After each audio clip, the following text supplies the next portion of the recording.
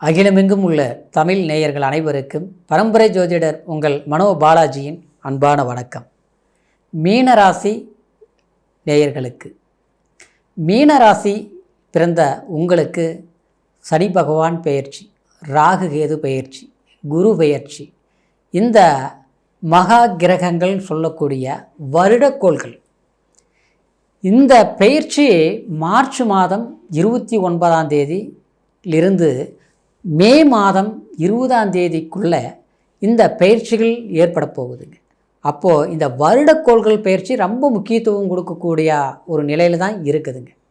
கடந்த காலத்தில் நம்ம இருந்த சூழ்நிலைக்கும் இப்போ இருக்கக்கூடிய ஒரு சூழ்நிலைக்கும் இனி வரக்கூடிய காலம் நமக்கு எப்படி இருக்கும், மாற்றங்கள் இந்த பயிற்சிகளால் உருவாகுமா அப்படிங்கிறத பற்றி தாங்க இந்த பதிவில் இப்போ நம்ம பார்க்க போகிறோம்.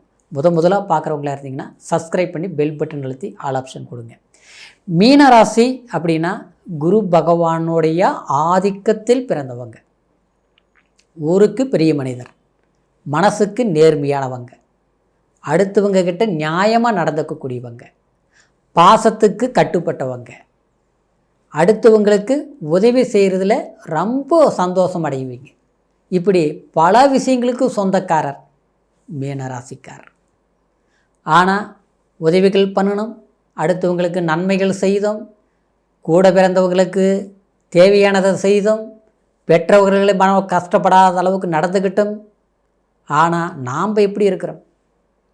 கஷ்டத்தில் தான் இருக்கிறோம். காரணம், ஜென்மத்தில் ராகு, 12ஆம் இடத்துல சனி, 3ல் குரு. எப்படி இருக்குங்க?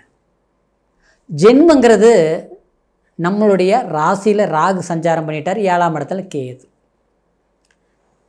கணவன் மனைவிக்குள்ளே மட்டும் கிடையாதுங்க, பழக்க வழக்கத்தில் யார்கிட்ட நட்பு வச்சுக்கிட்டோம்னா அது கூட நமக்கு சங்கடங்களை கொடுத்துருக்கு, அது ராகு.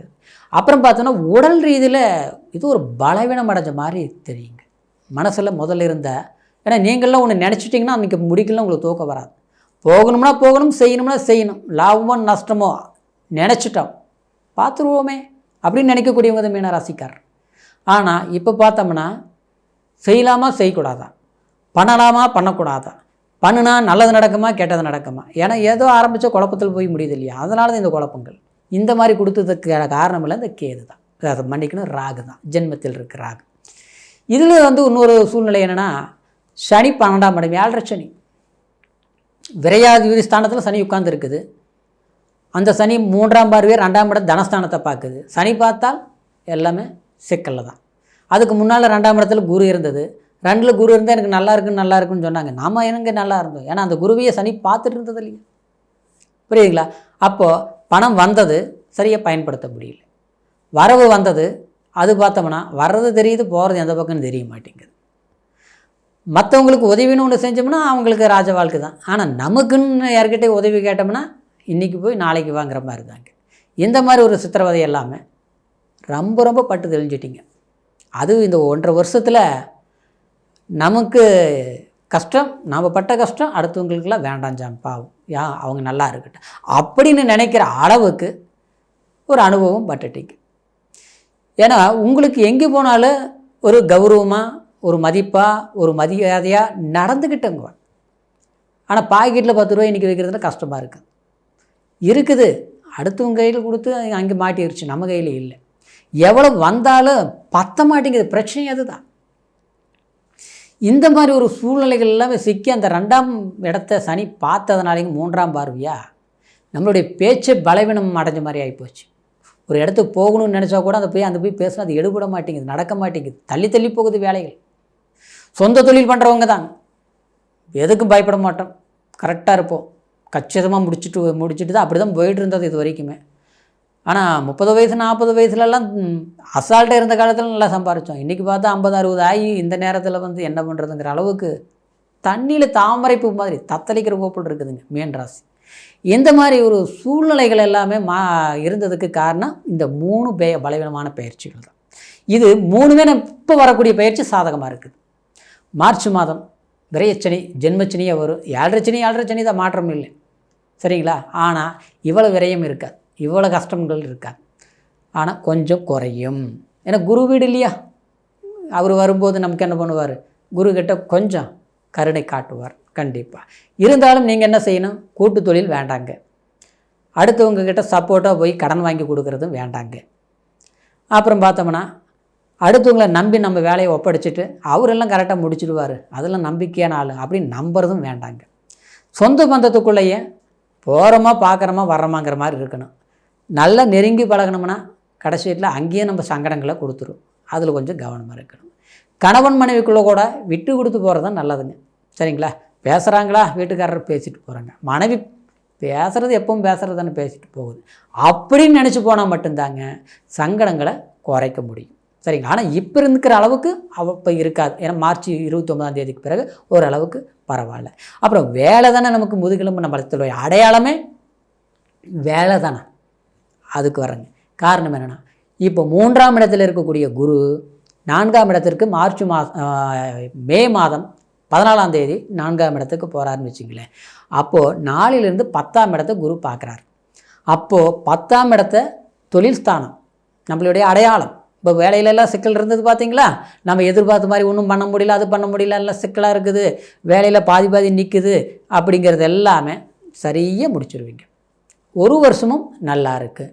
நமக்கு சனி 7.5 சனியாக இருந்தாலும், ஜென்மச்சனியாக வந்தாலும், குரு நல்ல இடத்துக்கு போய் தொழில் ஸ்தானத்தை பார்க்குறதுனால நமக்கு பணம் இருந்தால் சில பிரச்சனைகளை சாதிக்கலாங்கிற ஒரு சூழ்நிலைக்கு தகுந்த மாதிரி பணம் கிடைக்கும், வேலை உத்தியோகம் நல்லா இருக்கும், கிடைக்கக்கூடிய வேலை நிலச்சி நிற்கும். இந்த மாதிரி இருக்கிறது இடைஞ்சல் இருக்காது. தூர பிரயாணங்கள் போகிறது, வெளிநாடு போகிறது, வெளி ஊரில் இருந்து தொழில் தொடங்கி அங்கே வளர்ச்சி அடைகிறது, இதெல்லாம் பண்ணுவீங்க, கவலைப்படாதீங்க. சரிங்களா? எல்லாத்த விட ராகு கேது பயிற்சிங்க, சந்தோஷப்படுங்க. 6ஆம் இடத்துல கேது, நோய் நொடி கடன் பிரச்சனை வம்பு வழக்குக்கெல்லாம் நல்லதான். கேது 6ல் இருக்கிறது நல்லது தான். சரிங்களா? ஜென்மத்தில் இருக்கிற ராகு மாத்திரை மருந்து சாப்பிட வேண்டிய அவசியம் இருக்காது. இது வரைக்கும் பார்த்த வைத்தியம் போதுமப்பா. பார்த்த குடும்பத்தில் ஒன்று நமக்கு பண்ணணும், இல்லை வீட்டில் இருக்கிறவங்களுக்கு பண்ணணும், மாறி மாறி வந்துருந்தது இல்லையா, பெரியவங்களுக்கு பண்ணணும், இதெல்லாம் நம்மளால் தாங்க முடியல அப்படின்னு நினச்சி வருத்தப்பட்டிருந்தா அதெல்லாம் காலம் மாறி போய் இந்த ராகு கேது பயிற்சி மே மாதம் 20ஆம் தேதியிலிருந்து பார்த்துட்டிங்கன்னா உங்களுக்கு ஜென்ம ராகு சரியாயிரும். ஏன்னா சம்மந்தமே இல்லாமல் நரம்பு சம்மந்தப்பட்டது பிரச்சனை கொடுக்கும், பிளட் டென்ஷன் ஆகிருக்கும், ஹார்ட் சம்மந்தப்பட்டது, பெட்டில் படுக்க வேண்டிய ஒரு சூழ்நிலைகள், போக்குவரத்தில் இடைஞ்சல், ஏதாவது ஒரு சில கஷ்டங்கள் எல்லாம் கொடுத்துருக்கு வண்டி வாங்கினதுல எல்லாம். சரிங்களா? அப்புறம் வண்டி வாகனம் வாங்கி அது எல்லாமே சரியில்லாமல் போயிடுச்சு இப்படி. சரிங்களா? நல்லாவே இருந்ததெல்லாமே ஒரு பிரச்சனைகள் வந்திருக்கு. இது எல்லாமே மாறக்கூடிய காலம் உங்களுக்கு மார்ச்சில் இருந்து ஆரம்பமாகி மேங்கிற போது முழுசாக யோகத்தை கொடுத்து 2025 உங்களுக்கு சிறப்பான ஒரு அங்கீகாரம் கண்டிப்பாக மீனராசிக்காரருக்கு.